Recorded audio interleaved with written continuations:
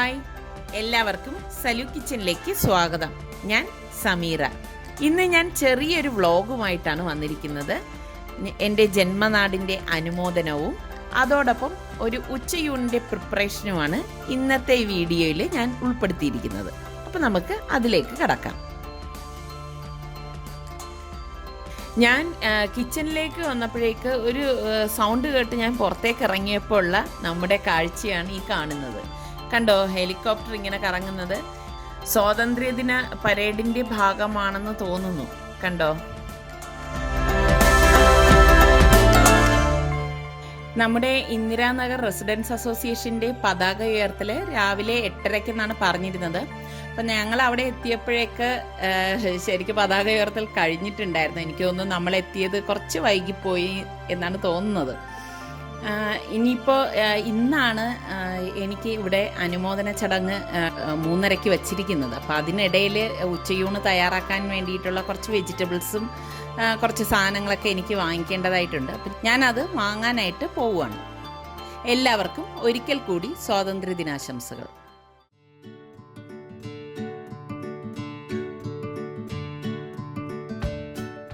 എല്ലാം വാങ്ങി വന്നപ്പോഴേക്ക് 11 മണി കഴിഞ്ഞു. അപ്പം ഞാൻ എളുപ്പത്തിൽ ഉണ്ടാക്കാൻ പറ്റുന്ന കായയും അതുപോലെ തന്നെ പാവയ്ക്കയാണ് വാങ്ങിച്ചുകൊണ്ട് വന്നത്. പിന്നെ കുറച്ച് ഫിഷും വാങ്ങിച്ചിട്ടുണ്ട്. ഞാൻ വിചാരിച്ച് ഫിഷ് ഫ്രൈ ചെയ്യാം, കായ ഒന്ന് കൂട്ടുകറി പോലെ വെച്ചിട്ട് പാവയ്ക്ക മെഴുക്ക് വരട്ടി എടുക്കാമെന്ന് വിചാരിച്ചാണ് ഇത്രയും വെജിറ്റബിൾസ് ഞാൻ എടുത്തിട്ട് വന്നത്. കായ ഞാൻ അതിൻ്റെ സ്കിന്നൊക്കെ ഒന്ന് കളഞ്ഞ ശേഷം നല്ലതുപോലെ ഒന്ന് കഴുകും. അതുപോലെ തന്നെ പാവയ്ക്കയും ഞാൻ നല്ലതുപോലെ കഴുകിയെടുക്കും. കായ ഇതുപോലെ നാലായിട്ട് കീറിയിട്ട് ഇതുപോലെ ചെറുതായിട്ട് ഞാനൊന്ന് കട്ട് ചെയ്തെടുക്കും. അപ്പോൾ പെട്ടെന്ന് എനിക്ക് ഉണ്ടാക്കിയെടുക്കാൻ പറ്റുന്ന 2 വെജിറ്റബിളാണ് ഇത് രണ്ടും. പിന്നെ 3 പച്ചമുളക് ഞാൻ ഇതിലേക്ക് കട്ട് ചെയ്തിട്ട് കൊടുക്കും. വളരെ ടേസ്റ്റി ആയിട്ട് നമുക്ക് ഇത് തയ്യാറാക്കിയെടുക്കാൻ പറ്റും. ഞാനിത് പ്രഷർ കുക്കറിലാണ് തയ്യാറാക്കുന്നത്. അത് എളുപ്പത്തിന് വേണ്ടിയിട്ടാണ് കേട്ടോ.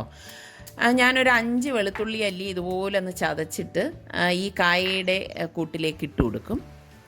അതിനുശേഷം കുറച്ച് ഏകദേശം ഒരു 1/2 ടീസ്പൂണ് മഞ്ഞൾപ്പൊടി, അതുപോലെ തന്നെ 1/4 ടീസ്പൂൺ ചെറിയ ജീരകം, അതായത് ക്യുമിൻ സീഡിൻ്റെ പൗഡറും പാകത്തിനുള്ള ഉപ്പും കൂടി ഇട്ട് കൊടുക്കും.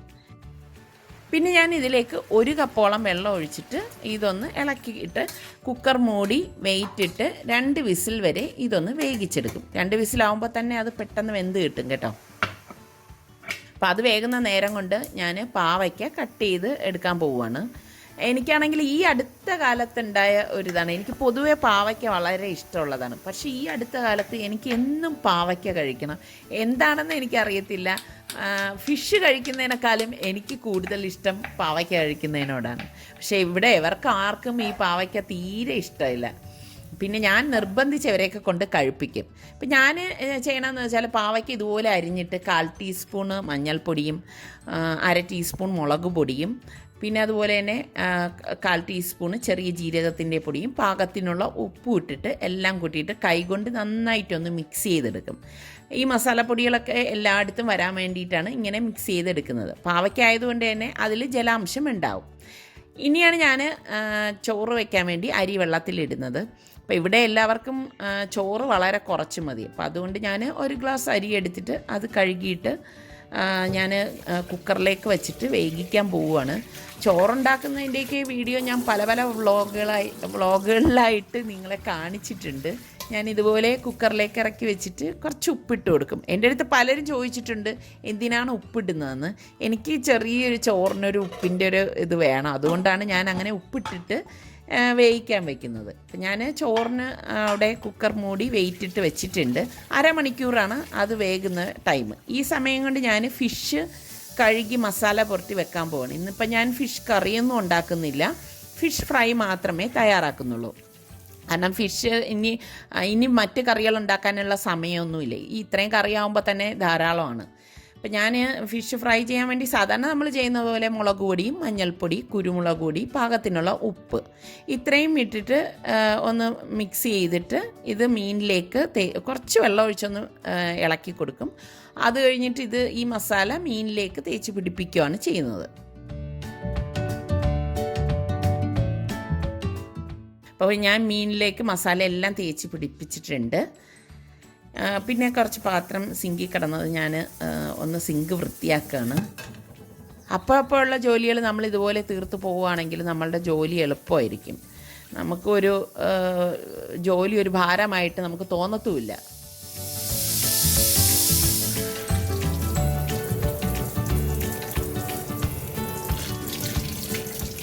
ഞാൻ വീണ്ടും ഒരു 3 പച്ചമുളക് എടുത്തിട്ടുണ്ട്. ഞാനിവിടെ 1/2 കപ്പ് തേങ്ങയും ഈ 3 പച്ചമുളകും 1/4 ടീസ്പൂൺ ചെറിയ ജീരകവും 1/2 ടീസ്പൂൺ മഞ്ഞൾപ്പൊടിയും ഏകദേശം 1/2 ടീസ്പൂൺ മുളക് പൊടിയും ഒരു 3 അല്ലി വെളുത്തുള്ളിയും അതുപോലെ തന്നെ കുറച്ച് കറിവേപ്പിലയും എടുത്തിട്ടുണ്ട്. ഇത് ഇത്രയും ഞാൻ ഒന്ന് ഇതുപോലെ ഒരു ചോപ്പറിലിട്ടിട്ട് ഒന്ന് ക്രഷ് ചെയ്തെടുക്കുകയാണ് ചെയ്യുന്നത്, അരയ്ക്കത്തില്ല കേട്ടോ. ഇത് നമ്മൾ വേവിച്ച് വെച്ചിരിക്കുന്ന ഈ കായ ഉണ്ടല്ലോ, ഇതിപ്പോൾ വെന്തിട്ടുണ്ട്. ഞാൻ ഗ്യാസെല്ലാം ഓഫ് ചെയ്തിരുന്നാണ്, അതിൻ്റെ സ്റ്റീമെല്ലാം പോയി ഞാൻ കുക്കർ ഓപ്പൺ ചെയ്തു. അപ്പോൾ എല്ലാം നല്ല പാകത്തിന് വെന്തിരിക്കുകയാണ്. ഇതിലേക്ക് ഞാൻ ഈ അരപ്പ് ഇട്ട് കൊടുക്കുകയാണ്. ഇട്ട് കൊടുത്തിട്ട് നന്നായിട്ടൊന്ന് ഇളക്കി കൊടുക്കും. ഈ സമയത്ത് ഞാൻ ഗ്യാസ് ഓൺ ചെയ്ത് കൊടുക്കും കേട്ടോ. അപ്പോൾ കണ്ടോ, നല്ല കൂട്ടുകറി നല്ല കുഴഞ്ഞിരിക്കുന്ന ഈ ഒരു പരുവമാണ്. തോരനെന്ന് പറയാൻ പറ്റത്തില്ല, നിങ്ങളൊന്ന് ട്രൈ ചെയ്ത് നോക്കൂ ചെയ്യാത്തവർ. നല്ല ടേസ്റ്റാണ് കേട്ടോ. പെട്ടെന്ന് തന്നെ നമുക്ക് ഉണ്ടാക്കിയെടുക്കാൻ പറ്റുന്ന ഒരു കറിയാണിത്. ഇതിപ്പോൾ പാകത്തിന് വെന്ത് വന്നിട്ടുണ്ട്. അപ്പം ഞാൻ ഗ്യാസ് ഓഫ് ചെയ്ത് ഇത് മാറ്റി വെച്ചിട്ട് ഇതൊരു പാത്രത്തിലേക്ക് മാറ്റുവാണ്.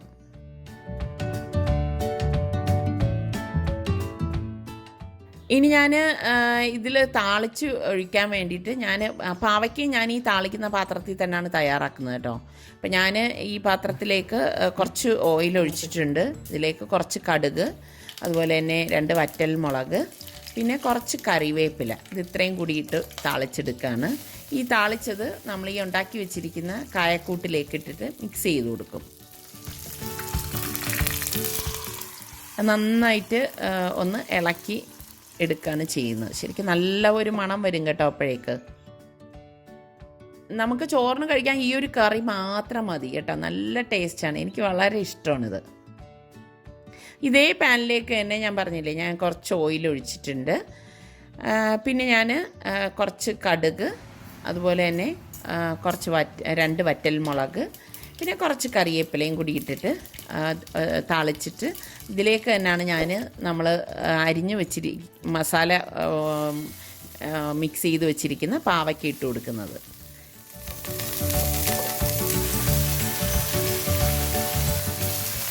ഇതെല്ലാം കൂട്ടിയിട്ട് നന്നായിട്ടൊന്ന് മിക്സ് ചെയ്ത് കൊടുക്കും.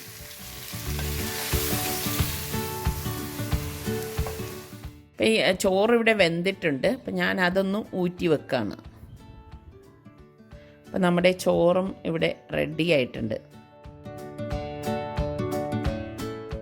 അപ്പം ഞാൻ ഇനിയിപ്പോൾ മീൻ ഫ്രൈ ചെയ്യാൻ പോവുകയാണ്. ഒരു പാനിലേക്ക് കുറച്ച് ഓയിൽ ഒഴിച്ചിട്ട് ഫ്രൈ ചെയ്യാനുള്ള മീൻ ഞാൻ ഇതിലേക്ക് വെച്ച് കൊടുക്കുകയാണ്. നമ്മൾ ക്രമമനുസരിച്ച് ചെയ്യുകയാണെങ്കിൽ നമുക്ക് എല്ലാം നമ്മൾ മനസ്സിൽ വിചാരിച്ചിരിക്കുന്ന ആ ഒരു ടൈമിനുള്ളിൽ തന്നെ തീർക്കാൻ കഴിയും. പലരും എൻ്റെ അടുത്ത് പറഞ്ഞിട്ടുണ്ട്, ഞാൻ ഇടയ്ക്കൊരു ടൈം മാനേജ്മെൻറ്റിൻ്റെ വീഡിയോ ഇട്ടപ്പോൾ അത് വളരെ ഇഷ്ടമായിന്ന്. അപ്പോൾ നമ്മുടെ പാവയ്ക്കയും റെഡി ആയിട്ടുണ്ട്. ഞാനിങ്ങനെ ഇളക്കി എടുക്കുകയാണ്. പിന്നെ കുടിക്കാനുള്ള വെള്ളം ഞാൻ തിളപ്പിച്ചൊഴിച്ച് വെച്ചു. അപ്പോൾ എനിക്ക് ഫിഷ് ഫ്രൈ ഉണ്ടെങ്കിൽ അതിൻ്റെ കൂടെ കഴിക്കാൻ ഏറ്റവും ഇഷ്ടമാണ് ഉള്ളി, മുളകും വിനാഗിരിയൊക്കെ ഇട്ടിട്ടുള്ള കൂട്ട്. അപ്പോൾ അതിന് വേണ്ടിയിട്ട് ഞാനിവിടെ 2 സവാള എടുത്തിട്ടുണ്ട്. അത് നമ്മൾ സ്ലൈസ് ചെയ്തെടുക്കും. തീരെ കനം കുറച്ച് അരിഞ്ഞെടുക്കണം എന്നൊന്നുമില്ല കേട്ടോ. ഇതുപോലെ സ്ലൈസ് ചെയ്തെടുത്ത ശേഷം ഇതിലേക്ക് പാകത്തിനുള്ള ഉപ്പും അതുപോലെ തന്നെ 1/2 ടീസ്പൂൺ മുളക് പൊടിയും പിന്നെ കുറച്ച് വിനാഗിരിയും കൂടി ഒഴിക്കും. ഇപ്പോൾ വിനാഗിരി നമ്മളുടെ കയ്യിൽ ഇല്ല, അല്ലെങ്കിൽ വിനാഗിരി വേണ്ടാന്നുണ്ടെങ്കിൽ നാരങ്ങ പിഴിഞ്ഞൊഴിച്ചെടുത്താലും മതി. അപ്പോൾ എൻ്റെ കയ്യിൽ നാരങ്ങ ഇല്ലാത്തതുകൊണ്ടാണ് ഞാൻ വിനാഗിരി ഒഴിക്കുന്നത്. എന്നിട്ട് കൈകൊണ്ട് നന്നായിട്ട് ഇതുപോലെ ഒന്ന് വിരവി കൊടുക്കും. അപ്പോൾ അല്ലികളെല്ലാം വിടർന്ന് വരും. അപ്പോൾ ഞാൻ അതിനെ ഒരു പാത്രത്തിലേക്ക് മാറ്റിയിട്ടുണ്ട്. ഫിഷ് ഫ്രൈയും ഈ ഉള്ളിക്കൂട്ടും കൂടി നല്ല ഒരു കോമ്പിനേഷനാണ്. ഇപ്പോൾ ജോലിയെല്ലാം കഴിഞ്ഞ് വന്നപ്പം 12:40 അപ്പം ഞാൻ പെട്ടെന്ന് തന്നെ ചോറ് വിളമ്പി എടുക്കുകയാണ്. ഇപ്പോൾ തന്നെ നമ്മൾ കഴിക്കുകയാണ്. കാരണം ഇന്ന് വൈകിട്ട് പോകുന്ന ചടങ്ങിന് ഞാൻ ഉദ്ദേശിക്കുന്ന ഒരു 4 ഐറ്റം ഉണ്ടാക്കിക്കൊണ്ട് പോകണം എന്നാണ്. അപ്പം ഇനി വേണം എനിക്കത് ഉണ്ടാക്കാനായിട്ട്. ഞാൻ ഒരു വെജിറ്റബിൾ പിസ്സയും അതുപോലെ തന്നെ പഴം പോളയും വെജിറ്റബിൾ കട്ട്ലറ്റും ബസ്ബൂസയുമാണ് തയ്യാറാക്കിക്കൊണ്ട് പോകാൻ പോകുന്നത്. അപ്പോൾ അതിത്രയും ഞാൻ ഇതിൻ്റെ ഇടയിൽ പെട്ടെന്ന് തന്നെ ഊണ് കഴിച്ചിട്ട് പോയിട്ട് തയ്യാറാക്കും. അപ്പോൾ അതിൻ്റെ വീഡിയോ ഞാൻ ഇതിൽ കാണിക്കുന്നില്ല, കാരണം ഓൾറെഡി ഞാൻ നിങ്ങൾക്ക് വേണ്ടിയിട്ട് അതെല്ലാം പോസ്റ്റ് ചെയ്തിട്ടുള്ളതാണ്. അപ്പോൾ അതിൻ്റെയൊക്കെ ലിങ്ക് ഞാൻ എൻ്റെ ഡിസ്ക്രിപ്ഷൻ ബോക്സിൽ കൊടുത്തിരിക്കാം. ഇപ്പോൾ ഏകദേശം 3:30 മണിയായിട്ടുണ്ട്. അപ്പം നമുക്ക് നേരെ ഈ ചടങ്ങ് നടക്കുന്ന സ്ഥലത്തേക്ക് പോകാം. ഈ കാണുന്നതാണ് ഇന്ദിരാനഗർ വനിതാ സമാജം ഹാൾ.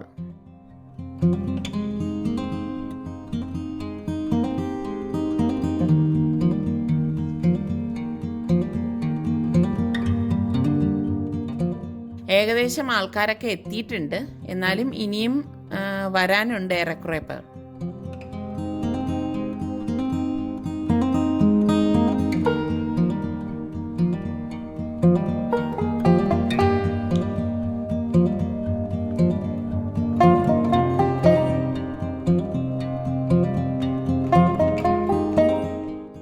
ഈശ്വര പ്രാർത്ഥനയോടുകൂടി പരിപാടി ആരംഭിച്ചു.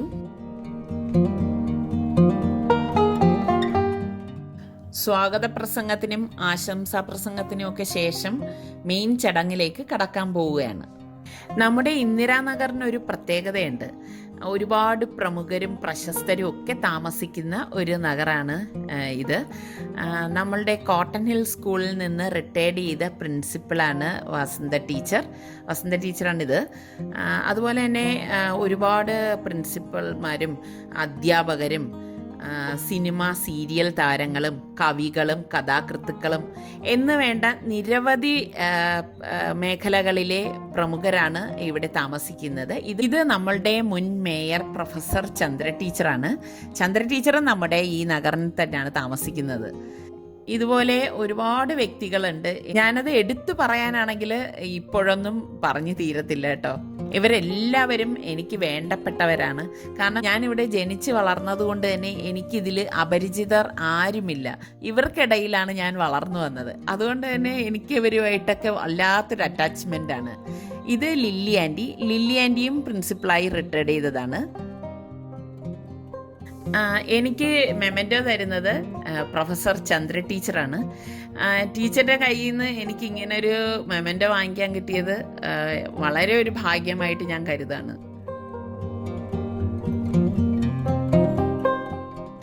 ഈ ചടങ്ങുകൾക്കൊക്കെ ശേഷം മറുപടി പ്രസംഗം ഉണ്ടായിരുന്നു. അപ്പം ഞാനൊരു പ്രാസംഗികയൊന്നുമല്ല, പക്ഷേ എനിക്ക് ഇവർക്കിടയിൽ ഞാനൊരു കാഷ്വലായിട്ട് ഞാൻ സംസാരിച്ച് പോവായിരുന്നു. കാരണം ഇവരെല്ലാവരും എൻ്റെ വേണ്ടപ്പെട്ടവരാണ്. അപ്പോൾ എനിക്ക് അവിടെ ഒരു ഫോർമാലിറ്റിയുടെയും ആവശ്യമില്ലായിരുന്നു. എന്നാലും എനിക്ക് എടുത്തു പറയേണ്ട 3 വ്യക്തികളുണ്ട്. നമ്മുടെ പ്രസിഡന്റ് വസന്ത ആൻറ്റിയും സെക്രട്ടറി ലേഖ ആൻറ്റിയും പിന്നെ നമ്മുടെ ശശികല ആൻറ്റിയും.